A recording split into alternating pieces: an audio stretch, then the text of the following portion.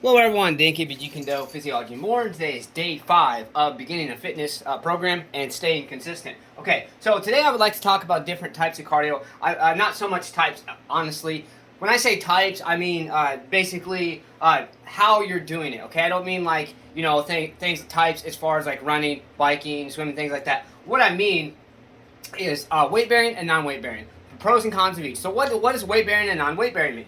Weight bearing means you literally are putting pressure or some type of force against something. For instance, walking, running, things like that. Those are actually going to be weight bearing because you're bearing your weight, boom, boom, boom. Non-weight bearing is going to be things like riding a bicycle or exercise bike, swimming, also treadmill, ellipticals, things like that. Those are considered non-weight bearing. Yes, on a treadmill you're still boom, boom, boom, boom, boom, but there's not much resistance behind there as there is as far as the flat ground, concrete, the grass outside, sidewalk, whatever it may be. Okay, so that's what I mean by weight bearing and non-weight bearing. So I'm going to give you the pros and cons of each. Okay, so the pros of weight bearing are that it conditions quickly because it puts so much stress on your muscles, puts so much stress in your body. You have to and you use so much more energy that it actually is going to condition you very quickly. Okay, another pro or positive thing about weight bearing activities is it strengthens your muscles, your bones, and your joints. Obviously, that's one of the reasons why you want to gradually progress.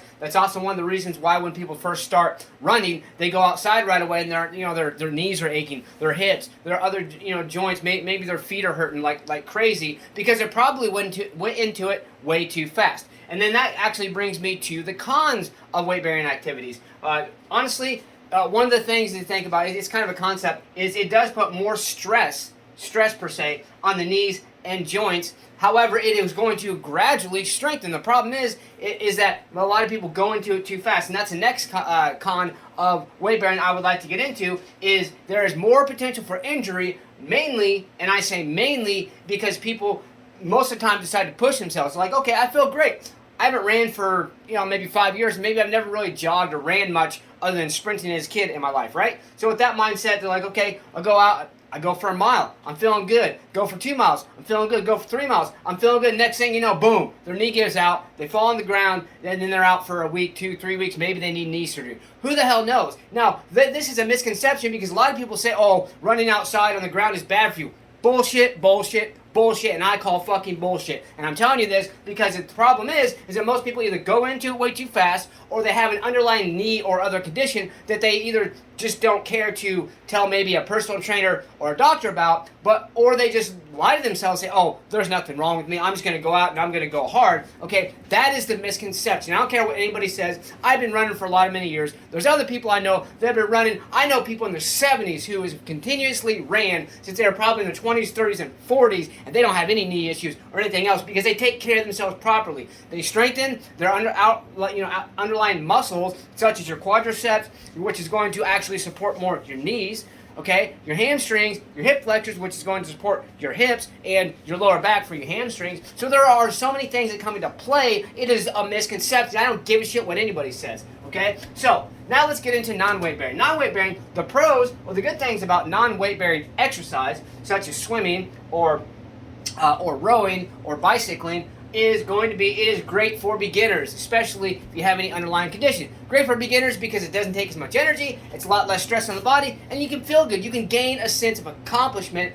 by doing this, okay? So another good thing about non-weight bearing activities is it is less stress on the knees or other joints. That is especially good for somebody who is going to have any type of knee condition or other joint issue or things like that, because it's going to allow them to slowly gain that cardiovascular conditioning, and then slowly also strengthen their underlying joints, whether they have issues or not, or just soreness. So it is going to be a great way for beginners to gain some confidence, to get in shape, a little bit quicker, and gradually get to where they want to be. Okay. Now, the cons of non-weight bearing is that it's not enough stress on the knees or joints. And what I mean by that is what I mentioned earlier over here in the aspect that strengthen, okay? If you are just doing all non-weight bearing activities and you do no strength training whatsoever, what's going to happen? Eventually, you will get injured. Eventually, you're just not going to get yourself to the level you want to get to. Why is that? Because unless you're pushing your muscles, joints, tendons, ligaments, and bones against a resistive force, they will not strengthen. That's why a lot of people, they get in their 50s, 60s, 70s, 80s, and they stop being active. Their bodies fall apart. Their bones get brittle. It's not because, we're getting old. That's just a bunch of bullshit. Obviously, certain things do apply with age. However, per se, age, whatever, okay? But the thing about it is, the reason people go at the rate, deteriorate, if you want to say, at the rate that they do as quickly as they do, is because they do not put that resistive force against their muscles, joints, tendons, ligaments, and bones. And that is why. Okay, so if you're just doing non-weight bearing activities and nothing else, you are wrong. Do some strength training. Go walk outside. That's a good way to begin. If you walk for a little bit and your knees a little bit sore, okay, you can slow down. Maybe sit down for a minute or two and get up and walk again. There are always ways around it. I don't care what anybody says. There are always ways around this. Okay? So another downfall or con of non-weight bearing activities is you get too comfortable. Because it's not as much energy. You can just kind of, turtle trot. I've been doing this for a while. Let's go on the elliptical. It is too easy to get comfortable. When you get comfortable, you will not grow. Get out of your comfort zone to grow to the ultimate level. And one of the most important things, stay hydrated. Like I said, I'm going to go over these things here. Say to yourself, I will never be broke again. List the most important three to five people in your life who are the most important. I'm just going to hold this here, okay?